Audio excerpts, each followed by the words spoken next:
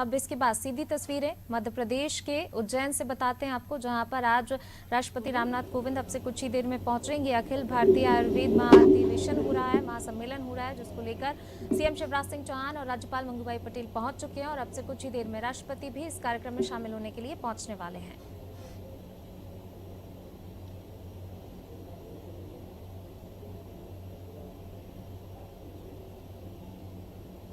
तो उज्जैन की तस्वीरें आपको बता रहे हैं। एक बड़ा कार्यक्रम यहाँ पर होने जा रहा है, जिसको लेकर सीएम शिवराज सिंह चौहान और राज्यपाल मंगूभाई पटेल पहुंच चुके हैं और अब से कुछ ही देर में राष्ट्रपति रामनाथ कोविंद भी इस कार्यक्रम में शामिल होने के लिए पहुंचेंगे। 3 दिवसीय दौरा है राष्ट्रपति रामनाथ कोविंद का। परसों वो भोपाल पहुंचे थे, इसके बाद उनका भोपाल में कार्यक्रम था और आज उज्जैन में एक बड़ा कार्यक्रम यहाँ पर होने जा रहा है, जिसमें वो शिरकत करेंगे।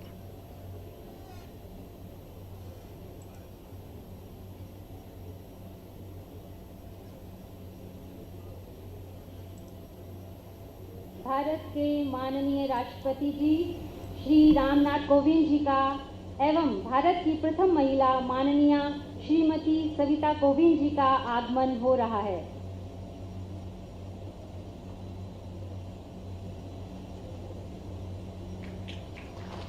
हम कृतार्थ हैं और स्वागत करते हैं।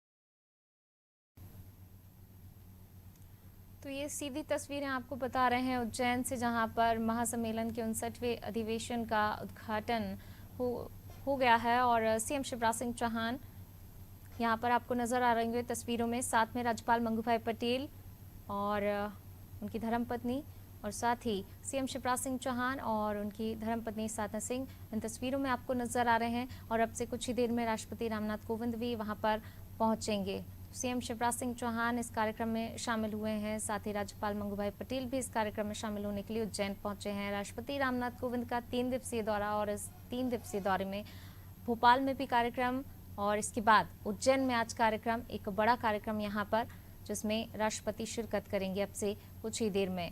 तो बाबा महाकाल के दर्शन पूजन, बाबा महाकाल का आशीर्वाद राष्ट्रपति लेने के लिए उज्जैन पहुंचे हैं और साथ ही इस कार्यक्रम में भी शिरकत वो करने वाले हैं। अति प्राचीन संस्कृति का स्वामी भारत व भारतीय संस्कृति की अमूल्य धरोहर आयुर्वेद व आयुर्वेद को पूर्ण रूपेण समर्पित अति प्राचीन संस्था अखिल भारतीय आयुर्वेद महासम्मेलन द्वारा आयोजित 59वें महाअधिवेशन में भारत के माननीय राष्ट्रपति जी श्री रामनाथ कोविंद जी का हम सभी हृदय से स्वागत एवं अभिनंदन करते हैं।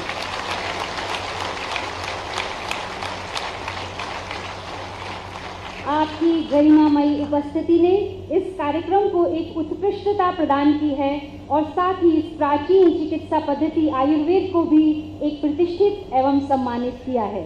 हम हार्दिक स्वागत करना चाहते हैं भारत की प्रथम महिला माननीय श्रीमती सविता कोविंद जी का, जिनकी उपस्थिति ने इस कार्यक्रम को एक संपूर्णता प्रदान की है। इस महाअधिवेशन के परंपरागत शुभारंभ हेतु मैं सविनय निवेदन करना चाहती हूँ माननीय राष्ट्रपति जी से कि आयुर्वेद के प्रवर्तक आदिदेव धन्वंतरी जी के समक्ष माल्यार्पण करें व तमसो मा ज्योतिर्गमय अर्थात अज्ञान के अंधकार से ज्ञान के प्रकाश के प्रतीक स्वरूप दीप प्रकाशमान करें। मेरा अनुरोध वंचासीन माननीय राज्यपाल, माननीय मुख्यमंत्री जी, आयुष मंत्री जी से कि कृपया सहभागी बने।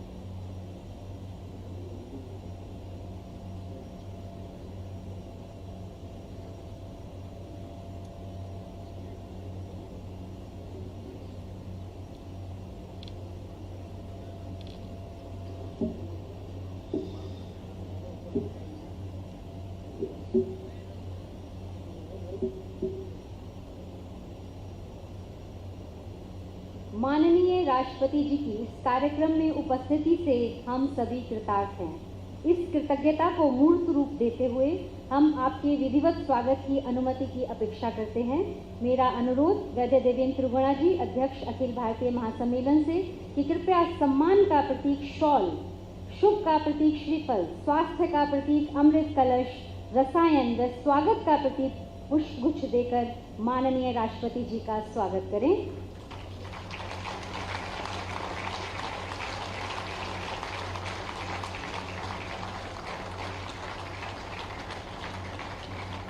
व साथ ही स्मृति चिन्ह स्वरूपा भगवान धन्वंतरी जी की मूर्ति आप भेंट करें, जिनकी उपस्थिति से ये मंच विशिष्ट व संपूर्ण प्रतीत हो रहा है। हम स्वागत करना चाहते हैं भारत की प्रथम महिला माननीय श्रीमती सविता कोविंद जी का। मेरा अनुरोध वैद्या तनुजा मेस्त्री, निदेशक all India institute of Ayurveda नई दिल्ली से, कि कृपया मैडम का विधिवत स्वागत करें।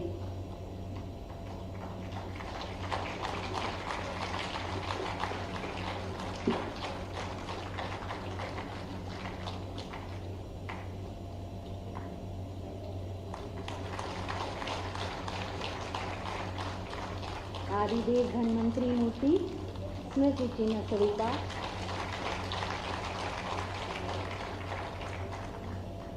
धन्यवाद माननीय। और अब मैं अनुरोध करती हूँ पद्मश्री पद्म भूषण वैद्य देवेंद्र त्रिगुणा जी, अध्यक्ष अखिल भारतीय महासम्मेलन से, कि कृपया स्वागत भाषण हेतु पधारें।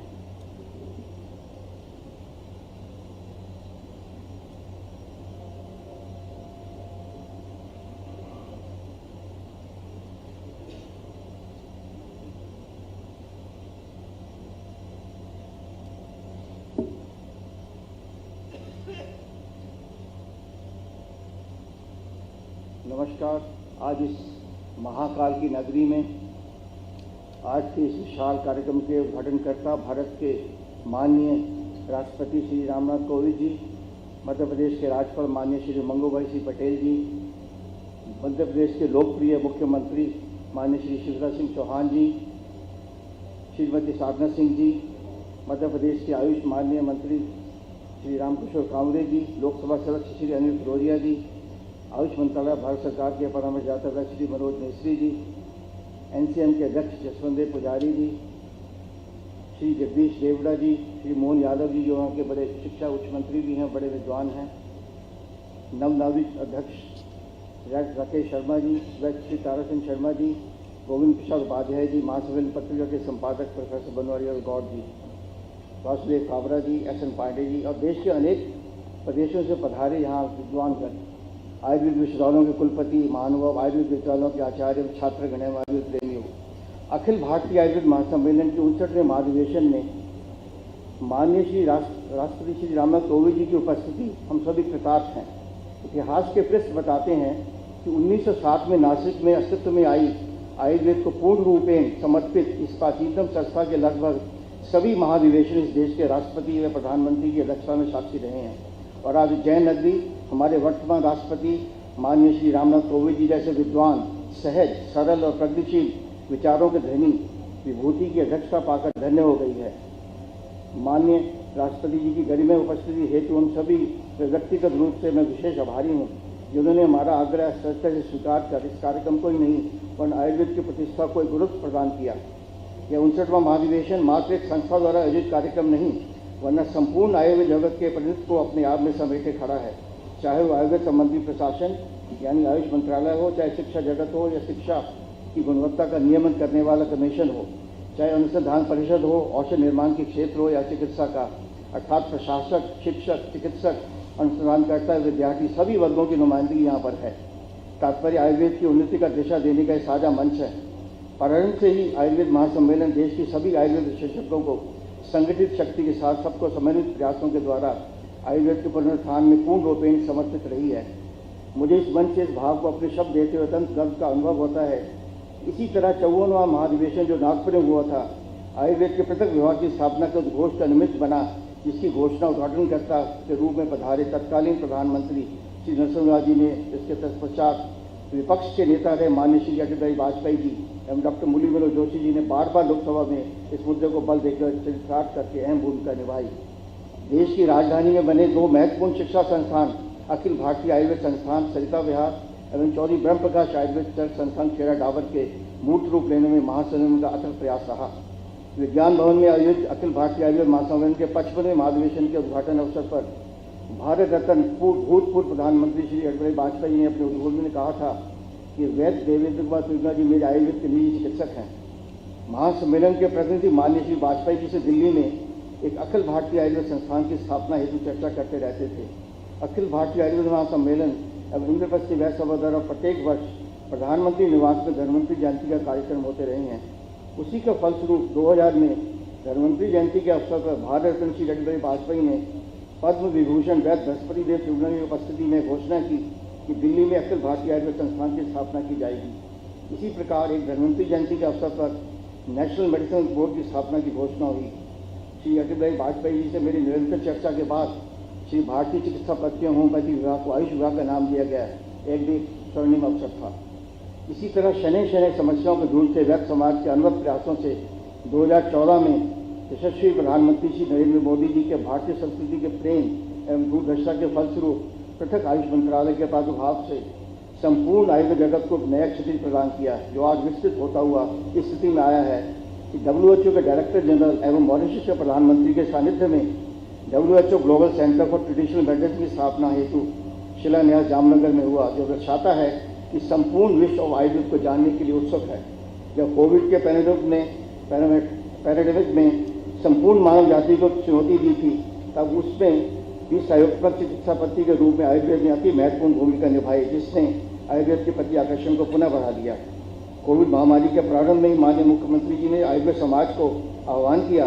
इस निमित्त प्रधानमंत्री जी ने कोविड के प्रथम वर्चुअल बैठक आहूत की, जिसमें मैंने श्री आयुर्वेद महासम्मेलन का प्रतिनिधित्व करते हुए कोविड के बारे में चर्चा करते हुए उसके प्रोटोकॉल के बारे में सुझाव दिए। फलस्वरूप इस महामारी के आयुर्वेद के योगदान की एक नवीन परिकल्पना को जन्म दिया, जिससे देश में ही नहीं विदेशों में भी यहाँ तक कि WHO ने सराहा। भारत के यशस्वी प्रधानमंत्री श्री नरेंद्र दामोदर मोदी जी ने 2017 में अखिल भारतीय आयुर्वेद संस्थान का विधिवत उद्घाटन किया। कोविड संक्रमण काल में इस अस्पताल को कोविड केंद्र बनाया गया।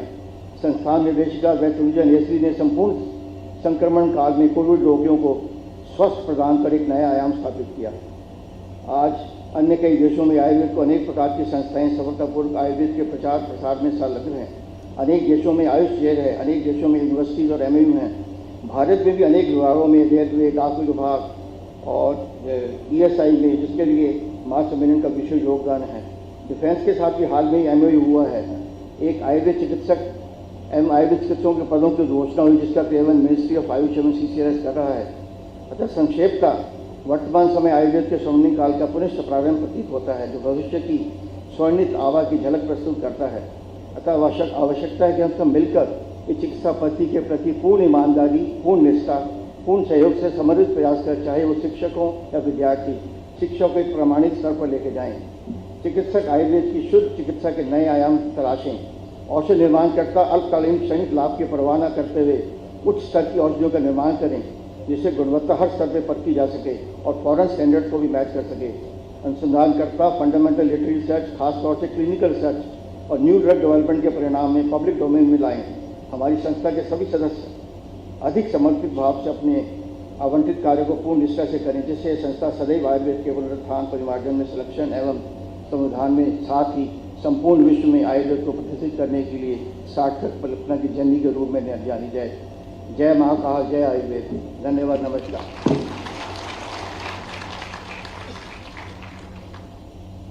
आयुर्वेद हेतु आपके योगदान व प्रेरक विचारों हेतु धन्यवाद। Now this is the time for documentary film on Akhil Bharatiya Ayurved महासम्मेलन। मेरा विनम्र अनुरोध कि मंचासीन आदरणीय विभूतियां व सभागार में उपस्थित सभी इस पर दृष्टिपात करें।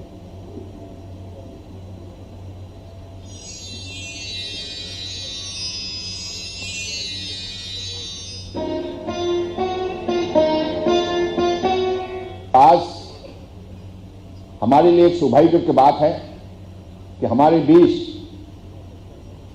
देश की महामहिम राष्ट्रपति परम आदरणीय रामनाथ कोविंद जी भी उपस्थित है। मैं आयुष मंत्री होने के नाते भक्ति भावनाओं से रामनाथ कोविंद जी को स्वागत करता हूं, प्रणाम देता हूं। आज देश के अलग अलग प्रांतों से आई हुई हमारे परम श्रद्धेय वैद्य जनों को मैं हृदय से प्रणाम देता हूं। और अभी इनके नेतृत्व दे रहे हैं त्रिगुणा जी, मैं त्रिगुणा जी को भी बहुत बहुत धन्यवाद देता हूं। अखिल भारतीय आयुर्वेद महासम्मेलन आज महाकाल की पावन नगरी उज्जैन के महाकवि कालिदास अकादमी के भव्य परिसर में भारत के महामहिम राष्ट्रपति डॉक्टर रामनाथ कोविंद के कर कमलों से आयुर्वेद का 61वां अधिवेशन संपन्न होने पर गौरवान्वित हो रहा है।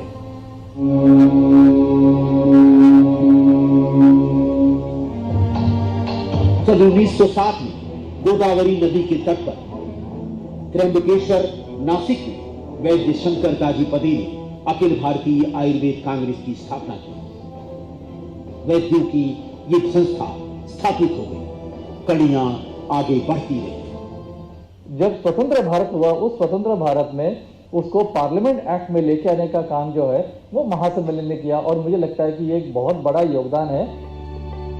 अखिल भारतीय आयुर्वेद महासम्मेलन के इतिहास के स्वर्णिम पन्नों में वैद्यराज बृहस्पति देव त्रिगुणा का नाम अनुकरणीय रूप में दर्ज रहेगा। हमने जो पूरा अपना जीवन योग मिशन के रूप में आयुर्वेद को लिया, पिताजी ने भी और मैंने भी।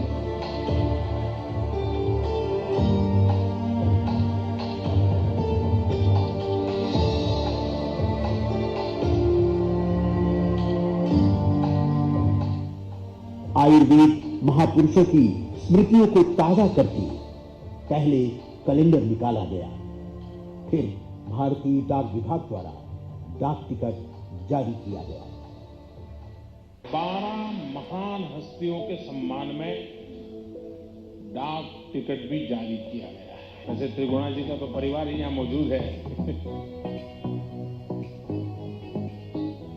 कोरोना महामारी काल में आयुष मंत्रालय और विशेषज्ञों में प्रमुख रूप से शामिल पद्म भूषण देवेंद्र त्रिगुणा ने आयुर्वेद काढ़ा निरोग बनाने के लिए सुझाया। प्रधानमंत्री श्री नरेंद्र मोदी के साथ संवाद करते हुए 10 लाख रुपए प्रधानमंत्री राहत कोष में अपनी ओर से दिए। धन्वंतरी भवन, पंजाबी बाग, नई दिल्ली के 4